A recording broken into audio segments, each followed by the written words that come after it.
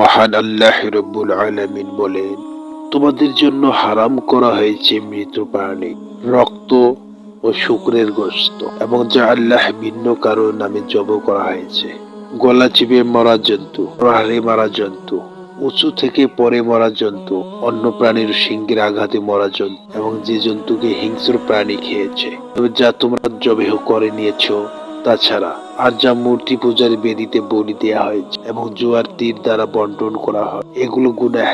যারা কুফরি করেছে আজ তারা তোমাদের দিনের ব্যাপারে হতাশ হয়ে পড়েছে। সুতরাং তোমরা তাদেরকে ভয় করো না, বরং আমাকে ভয় করো। আজ আমি তোমাদের জন্য তোমাদের দিনকে পূর্ণ করলাম এবং তোমাদের উপর আমার নিয়ামত সম্পূর্ণ করলাম, এবং তোমাদের জন্য দিন হিসেবে পছন্দ করলাম ইসলামকে।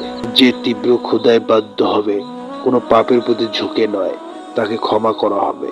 নিশ্চয় আল্লাহ ক্ষমাশীল ও পরম দয়ালু।